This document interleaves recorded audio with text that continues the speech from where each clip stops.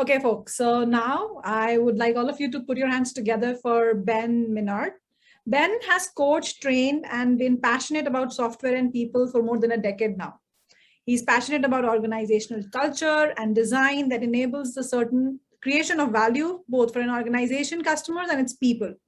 He's always curious to ask these two questions. Are we building the right product? Are we building it the right way? So today, he's going to tell us a little bit about the leaders in the new relationship. So the rate and scale of change has both enforced people, team, and organization to go through a lot of change in the last 18 months. And it is just very invigorating to see how these changes have come about, which we would have never anticipated in the last 100 years. And also when we think of leadership these days, right? So now leadership has a lot of different challenges that have emerged. So this would definitely require all of us, even if we care to admit or not, that we have to grow and nurture new types of relationship through exercising new skills in the relationship building area, which is long overdue. So I will hand it over to Ben to talk about the leader's new relationship. Ben, over to you. Well, thank you very much. I'm assuming you can hear me okay? We can. Excellent. Lots of noise on your heads. Well, thank you very much for having me. Let me just do a few things. Well, before I share my screen, the one thing that I just wanted to say is that this, whilst I was preparing for this talk, I had some news about someone who I feel very lucky to have been able to call my friend, but she unfortunately passed away like far too young last week, and it's affected a lot of us. So I dedicate this talk to Priya and for all of the, all the difference that she made, because the one thing that I learned, I think more from her in particular, which is working in large corporates as I have done for many years, you don't come across a huge number of like really kind of honest people. As she would have said it, people with a clean heart, and she was absolutely one of them. So this talk that I'm about to give is from the heart. It may be a bit rough around the edges because I've made some last minute changes based upon what happened, but Priya, this one's for you. So let me share my screen and make a little tweak here.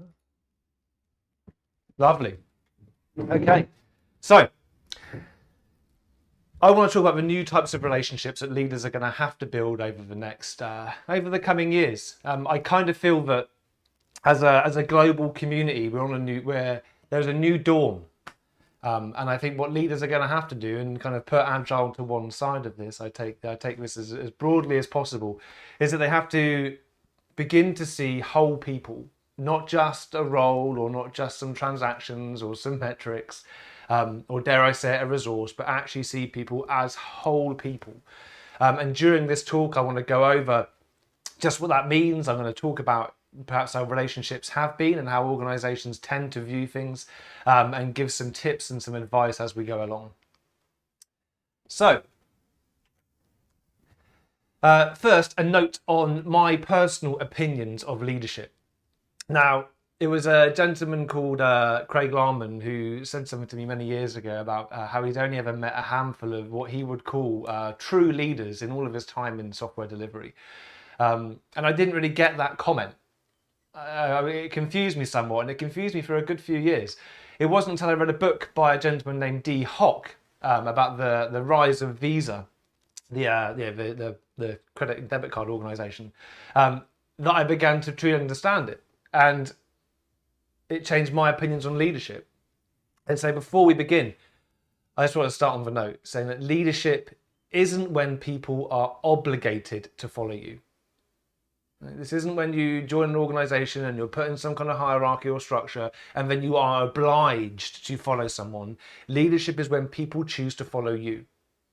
And leadership is about doing new and better things and people still choosing to follow you. That's what leadership is to me. And that's what Craig meant, I believe, when he said to me he's only met a few. Because there's only been a handful of people that I've met in my long and tenuous career who I would say I've actually wanted to choose to follow. And I would have followed them wherever they went. And so that's what I mean when I say leadership in this respect. It's about people choosing to follow you. And I think that what I'll go over in the next kind of 25 minutes or so will help to kind of hammer that home a little bit. So I could start with a really predictable opener, last 18 months, etc., etc. I mean, these have been terrible times for everyone. And whilst it's getting better for some, it's getting worse for many, many more. And we are faced with a number of challenges. Right? So I'm not going to start with the predictable one, right? But I'm going to start by saying that the last 18 months have changed the way that leaders are going to have to view, build and nurture relationships, not only their one-to-one relationships with the people that work with them, but their organizations the relationships across the whole organization if people are going to choose to follow them rather than being obligated.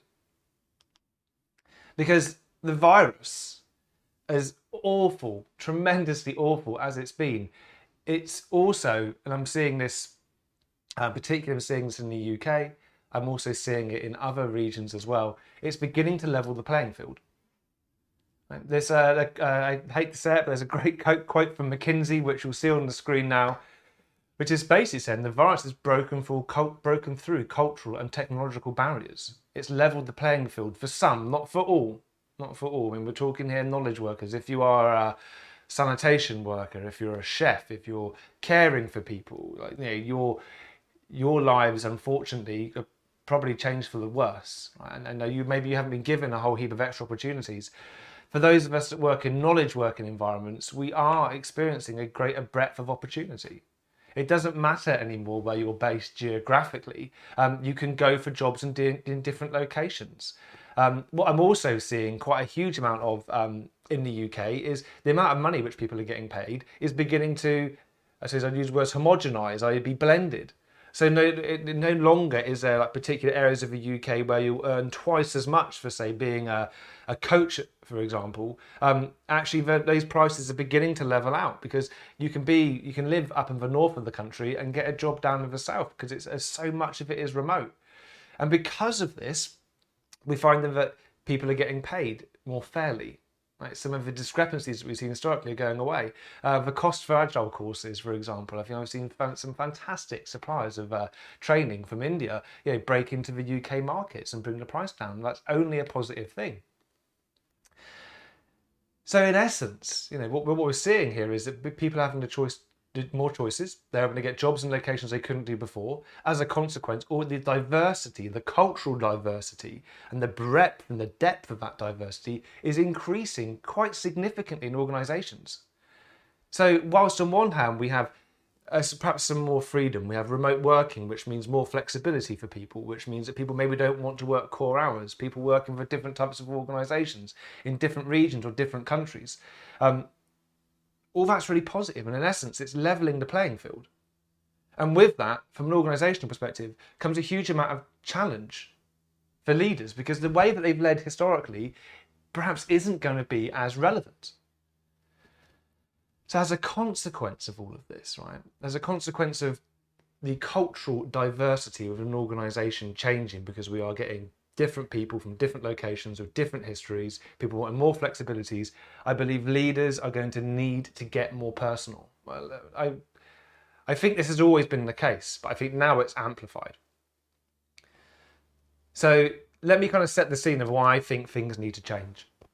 So much of leadership, and to probably a lesser, an equal or greater extent management, has been based upon the idea that this kind of behaviourist psychology perspective, that it's about stimulus and response, it's about carrot and stick. That we can, if in order to get people to do things, we need to in some way stimulate them to do something. We need to make it worth their while. We need to incentivise them. And this kind of idea of cause and effect, if I was working in an office and somebody said, put in a new metric to try and make people work harder, then they could see that they're working harder. They could observe that. They could see what effect that measurement was having. But now we're working remotely. That isn't really the case. Right? So this kind of behaviourist stimulus and response, carrot and stick style approach to leadership, thinking that we can just incentivise everything in some way and we'll get the standard response, I think has always been somewhat broken. And I think it's more broken now than ever. Because one, this idea is the same way we train dogs, right? And we're not dogs being taught how to sit. We're more than that. We're whole people. And right now in the world, we've got a lot more going on than just the office. This behaviorist perspective of leadership is very deterministic. It treats humans as very predictable entities of cause and effect. So if I do this, then I get this. If I click my fingers and say sit, the human sits, and then I reward the human for sitting, and then they will get back up, and I click my fingers again and say sit, and they'll do the same. Humans aren't quite as deterministic as that. It isn't quite that straightforward. And because of everything that's going on in the world now, people are distracted. Right? People need a bit of flexibility. Right? And what you think maybe the type of, you think you're going to get one response isn't the case. I mean, I saw this quite significantly when I was working remotely. We had a number of teams based up in Delhi, and I was based in London, and I was doing my best to support them from London. But every time we would try and run an experiment and do something, and we all agreed to it, I'd then talk to them the next day or the day after and find out actually the response was very different. And that all it was is because I couldn't be there with them. I couldn't see what was going on. I couldn't see the influence of other leaders and managers was having on the people and making them change their behaviours. And now, because so many of us are remote, observing and understanding the responses to the types of measures, constraints, etc. we put in organisations is much harder. And ironically, what we're seeing is in some organisations, because we don't know what effect some of the things we're doing is having, we put in yet more mechanical mechanisms to try and understand what's happening, more metrics, and we just slowly grind people down. But because perhaps there is now more freedom to move around, and people are able to look more broadly at where to work, people aren't going to stick around if we continue to behave in this way. And I'm not saying this is new, this has always been the case, but I feel that now more than ever, this approach is beginning to really strain. And whilst it has some benefits, I don't think it's the way we should move forward. Now, this behaviourist approach is very similar to what is known as Theory X and Theory Y. And Theory X is all about the incentives. It's all about rewards and punishments for doing things. Right? So as a leader, you would set rewards if they do something good and punishments for if they don't. And to a certain extent, little bits of this perhaps can, in a broad soup of leadership, can have their place. However, this approach, this Theory X approach, doesn't see the whole human. Right? All we're seeing is some behaviours, and I don't think because of that it's really got much of a place. Now, I found this book, Humble Leadership, around about the beginning of the pandemic, and I must say that it's one of the most it's one of the books that's changed my opinion on so much of my life and my professional career. And the main thing I took away from this book was this idea of different levels of relationship that we can build. And what I discovered through reading the book was by Edgar and Peter Schein is that the way that we have been working doesn't work well in knowledge working environments, doesn't work well to create psychological safety.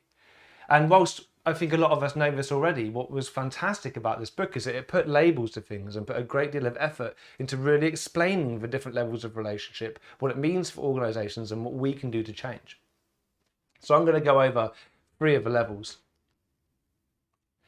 Now the first level, which I'll give a bit more detail on in a minute, is level 0.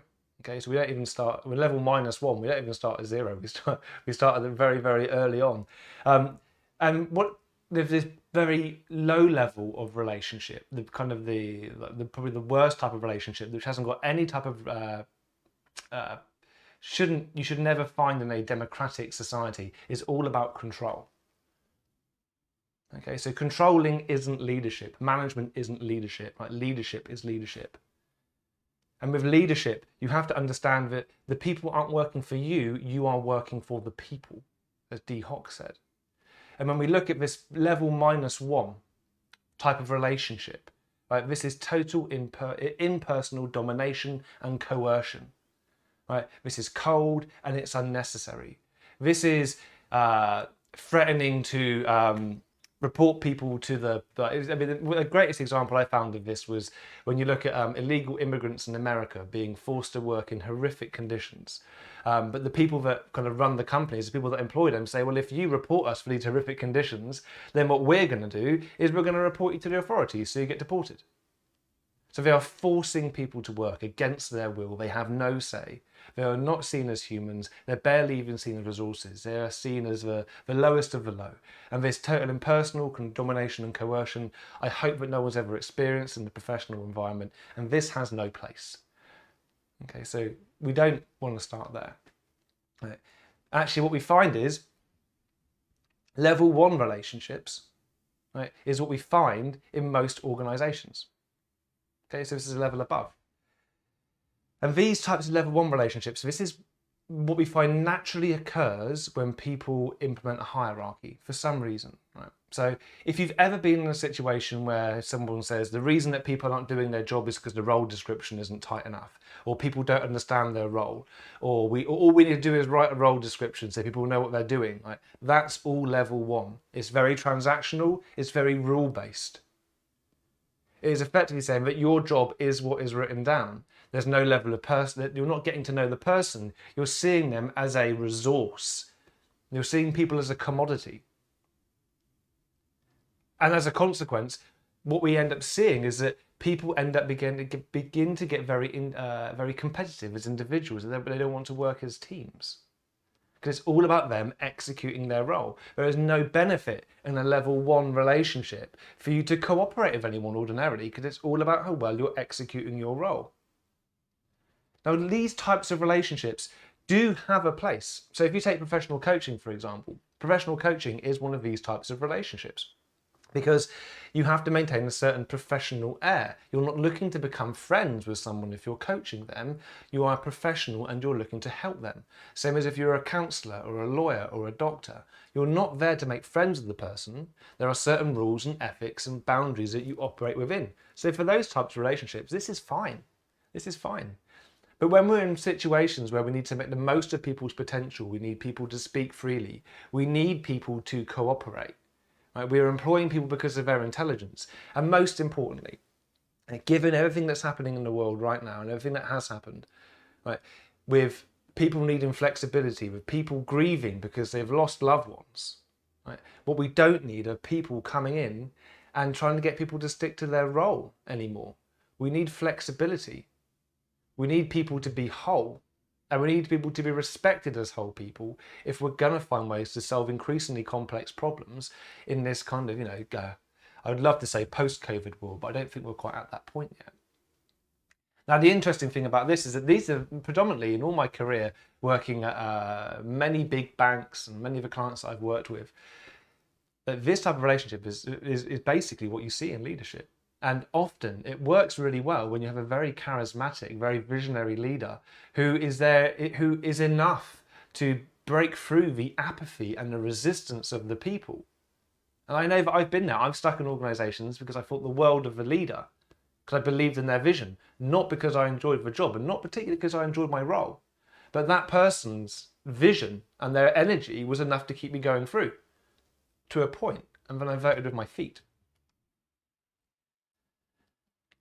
So we have a case for change, right? These types of relationships, these level 1 relationships are impersonal, they are role-based and they are rigid. They don't deal with complexity very well, right? And these types of relationships in isolation can't cope with the relationships that are required to be built and the way that we are going to have to work in the future. Because we know that if we work together, we can achieve greater things than if we work as individuals. Right? People desire and demand flexibility. Level 1 relationships allow less for that because you're not concerned about the person. You're just seeing them as a resource, as a number on a spreadsheet. You probably don't care too much about what's going on in their personal life. People need time to grieve and cope with a change in work and social values, and level 1 relationships struggle to flex to this. And as I mentioned earlier, complexity is increasing exponentially. And to deal with this, we need people to speak their minds, take initiative, and solve problems in increasingly better ways. And if you're stuck in your box, if you're stuck in your role, right, then unless all of the roles are intricately designed and done in such a way where it makes it individually beneficial to cooperate, people aren't going to do it. And the problem is with hierarchical organizations, everyone's stuck in a silo, everyone's optimizing their piece. No one's trying to optimize the whole. And level 1 relationships are designed to not only maintain, but also to increase that style of organization and leadership. So, My proposal is that leaders and managers need to build new relationships with a more humanist approach. So seeing people as whole humans, taking into account everything. Okay, so taking into account what happens in between work, right? Understanding what the people have got going on in their personal life and making judgment calls and making allowances for that.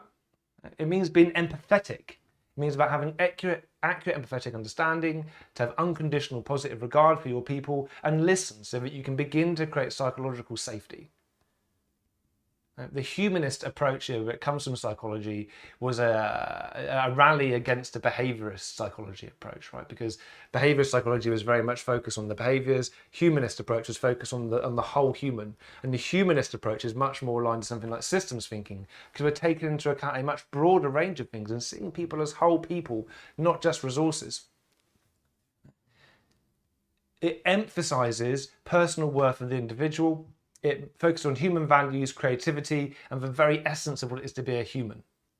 Right? It's a very optimistic approach, and we're there to make things better. The humanist approach is there to make the whole system better, not just little point behaviours. And right now we need systemic improvements, not little local tweaks here and there. So what I'm building up to is that there is another level of relationship in the book, Humble Leadership, where it is all about building those more personal connections. And what we don't want is teammates that nod when we nod, because our shadows do a much better job than that. What we need is level 2 relationships, personal, cooperative, trusting relationships, like friendships and effective teams, but these are not friendships. Okay, we're not saying that leaders should go and make friends with everyone. But what I am saying is that people in an organization need to feel comfortable sharing what's on their mind. They need to be comfortable taking a level of risk and speaking openly. And we are much more willing and inclined to do that if we feel that that person sees us as a whole. That leaders should build level 2 relationships throughout the whole organization, build a meaningful network of these. Okay, of course, there are only a certain number of social connections we can make at one time, and I'll bring up that in a second. But if we take this level 2 approach, we value whole people, we focus on collaboration, cooperation, and learning over individualism, then we can begin to better deal with this kind of changed world that we're now faced with and embrace this increased cultural diversity and breadth of people that we're going to be finding in organizations. But important, it doesn't mean we have to be friends. It just means we need to feel comfortable to speak. As a little side note, the authors of the book Humble Leadership have worked very closely and are very tightly aligned with Amy Edmondson. So all of this relates to psychological safety. So what does this mean in practice? Okay, if you're a leader, what does level 2 mean? Well, first of all, it means you involve people in the design of some of your strategies, right? You canvass opinion. It doesn't mean that you do what they suggest, but you bring people on the journey, because research shows the more you involve people in the designing of a strategy, the more inclined they are to get behind it and help you implement it. I would also recommend for leaders that you study group dynamics. There is a book called Reading the Room, which is a fantastic book which talks about the group dynamics in conversation, both in the work environment and in families, and teaches you how to deal with those group dynamics to better facilitate. And by having understanding of group dynamics, it means you can kind of move over those level 1 relationships and limit the damage from competitive individualism, get a more equal voice in the decision-making process. And you can further reduce competitive individualism by rotating members of the leadership team. Organizations will probably always be designed in such a way where you have these silos, but you can have to break some of that down and help people have more ownership of the whole by rotating the leadership around each of the different sections. So your head of engineering becomes your head of HR, and your head of HR becomes the head of the CTO department, and your CTO becomes head of engineering, and you keep rotating those on a basis so the whole organization becomes everyone's problem, not just little pieces of it. And by doing these things, you help to build better relationships and transcend that purely role-based transactional. Now, if you're going to ask me, well, how does a leader split their time and how do they go about doing this practically? I think around half the time, leaders should be spent focusing on working on themselves, their leadership styles, behaviours and strategy. 20 to 30% of their time focus on working with their direct team and building strong level 2 relationships with their direct team, so you're setting a good role model and you're letting everybody know in your direct team how they should be behaving with their people. And the rest of the time, they should be practicing go see, going to see people in the organisation, making sure those types of relationships are being built, and making yourself approachable, helping people get to know you a little bit more. First of all, Dunbar's number has been consistently incorrectly applied in the Agile community. The idea of having organisations around 150 or so is a completely incorrect application of it.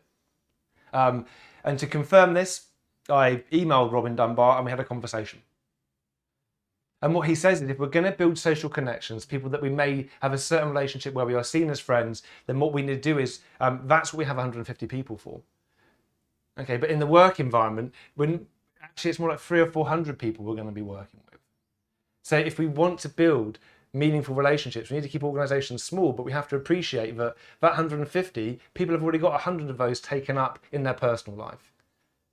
So we need smaller, more focused organisations so that those relationships can be built. And there's a few tips, right? Leaders should focus on the interactions, create organisations that are leader full, and care less about role definitions and more about the interactions between people. So that's it, I'm done. Sorry for running over. I hope you've enjoyed it. That's me. There's some courses there and a discount code if you want it. Over to you. Any questions? And I know time is of an essence here, so we'll start taking the questions. We have Rupak with his hand raised. So Rupak, can you unmute yourself? Yeah, hi. Can you hear me? Yes. There's some problem with video. I just stopped the video. So Ben, thank you. Thank you for sharing your amazing insights on the leadership. So I have just a few questions, right? Although we talk about leadership should change their ways of thinking and start thinking about relationship on a higher level, as you mentioned, right? But as we have seen, right, these industrial era practice from the scientific management from Taylor, which have been come to the IT system, which has been part of our organizational design day in and day out, right? So even managers are part of that system. So you get what you want, right? So if you take about the incentives structure we have, which promotes individualism, you have the organizational design. Just to cut the details short, right? How do you think the leadership can behave in a certain way without changing the basics of the organizational design, right? Because somewhere down the line, these leaders fit in that design. Yeah, I think that some organisations are destined to never change. Right? I don't think some organisations will change, and it's depressing, perhaps a little bit. But I think sometimes, and I kind of I glance at Sanjay when I say this because me and I had the pleasure of working with him a number of years ago. Some organisations, I don't think will ever change, right? But you do find, I think there is a strong element of having a great leader which can change the behaviours. And what those strong leaders, if they really want to change your organisation, you have to expect a certain level of attrition. Right, and I think this is one thing. Go on, Rupak. Yes, sorry. The way I've seen it, right, because this scientific management is caught up because they presented evidence that manufacturing is shooting up if you do that, right? So is there a need of starting something to provide evidence based that this is the new thing which you can adopt, which doesn't work in a complex environment we are dealing with, right? Well, I mean, the Taylor's view of the world was based on a much simpler premise. Yeah. A much simpler premise, and I think that what I mean, I'm slightly biased on this, but I would say that one of the greatest things that leaders or managers and organisations can do is study systems thinking. Like really begin to understand the interconnectedness of things and try and figure out what they're optimizing for. I mean, Taylor it is outdated in some industries. In some very kind of low level type work, it's still got its place, but that's where we've now got robots doing most of that. But I think that I did some really interesting work with a large insurance company in the UK where we use systems thinking to design experiments. And some group activities to help kind of bring to the surface some things. And one thing I did with them is that I've got a little a thing that an exercise that I do to show what type of work is useful for a Taylorist approach and which type of work isn't. And it gets them to plot some of their major initiatives on this graph. And you get a leadership team together and you get them to try and plot them, and they all put different points because they've all got different ideas about what's going on. So I think the first step is making it transparent. The second step is then having someone who is their boss who's willing to basically ask them to change or leave their role. And I think that for me, that's the key thing. Sometimes people don't sign up for these types of new organizations, and they just need to go and find somewhere they're going to be happier if you're really going to make the shift. And the consistent thing that I've experienced is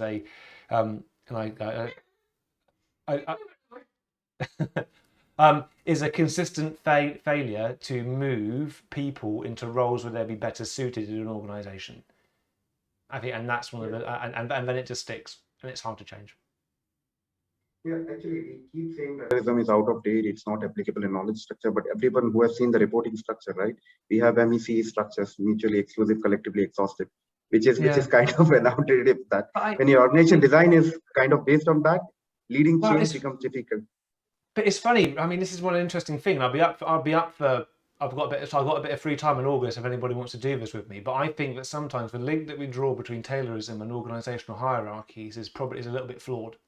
Like, we will naturally create hierarchies, but it's more of an effort to understand something which is complex rather than a desire to control. The desire to control comes about from our egos, and I think historically in the world, men. Right? Men have got this terrible habit of designing these organisations, right? And I think we need more women involved in some strong positions, right? To basically get us into shape. But I think that if anybody wants to explore this seeming kind of fait accompli, right? This idea that there's a link between hierarchy and Taylorism, I think that whilst they do go very well together, I don't think that actually they always have to. I think there are other ways of doing it. Thank you, Ben. I think it would be a long discussion, and there are other people who have questions. We'll just stop it. But thank you for sharing your insight. Yeah, it was helpful.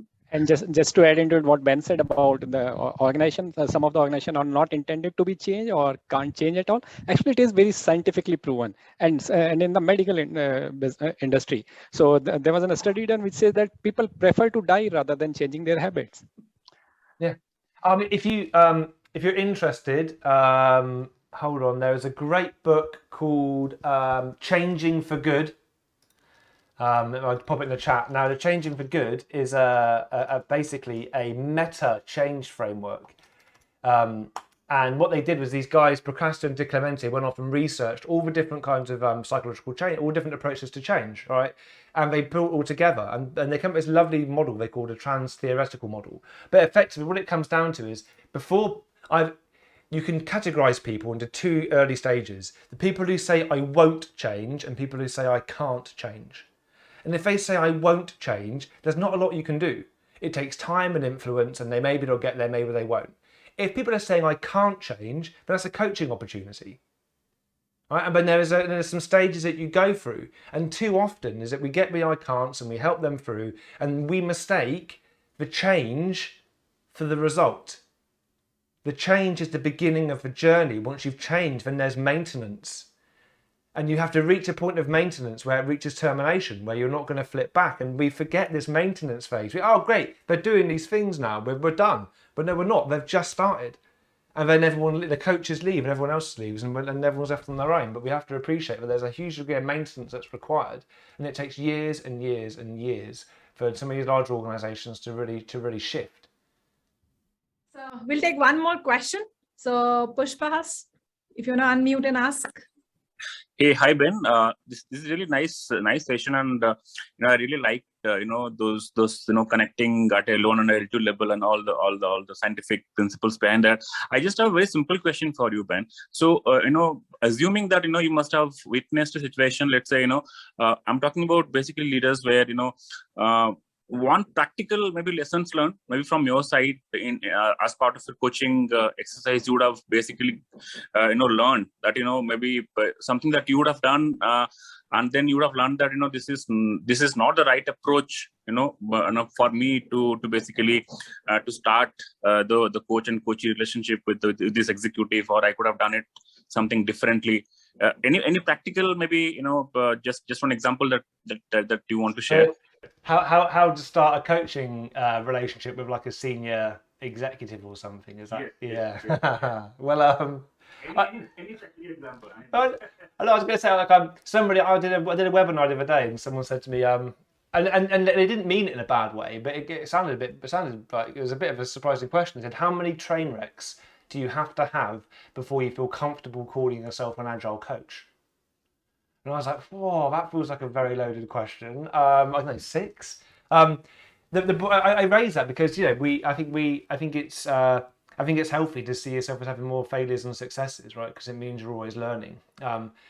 I have found that talk about actual things I've done which I felt have succeeded. One, I've been fortunate because I've been a senior leader in organisations. I've been a director. I've been a senior vice president. You know, and I've had those roles. So it means when I engage with people, there's a certain element of respect there. But I think being brutally honest and brief, right? Be very succinct with people. Have confidence in what you say and leave silence. Silence is people thinking, no matter what part of the organisation they're in, no matter how senior they are, right? They're still trying their best. So I would listen. I would understand what's happened. I use systems thinking, kind of on the fly, to understand the connections between, and then just be very, very brief. I mean, one CTIO that I worked with, I think the first time I ever met him face to face, I just sat down, and he said to me, "So, what do you think the problems are?" I'm like, "You've got too many proxies." I said, "The distance between you and your people is too much. You don't know what's going on in your organisation." Right, and that was, and you know, I was being brutally honest, and he just looked at me and he was quiet for about 10 seconds. And was like, "You're absolutely right. You're absolutely right. I've been thinking the same thing." And it's great. So, you know, so then you're being paid for telling what they already think. And a lot of the time, senior leaders, when you say the right thing, they've already thought of it. And I think this is where there's a certain element of humility, right? Meet people where they are. Don't pretend that you know all the answers to all of their problems. Actually listen to them and ask them questions. Right, I guess being honest is the key, isn't it? And as you mentioned, be brief and honest. Yeah. So yeah, thanks for that, Ben. Oh, that's all right. Thank you. I wasn't being very concise then, was I? I'll shut up. You were. Thanks, Ben. We really loved hearing you, and you did give us a lot of working to do. So we'll go from here. Please hang around, stay around. We'll love to have you here. Or you want to drop off, whatever works best for you. I'll be here for a bit before my kids pull me away. Awesome. Harshika, handing it over to you.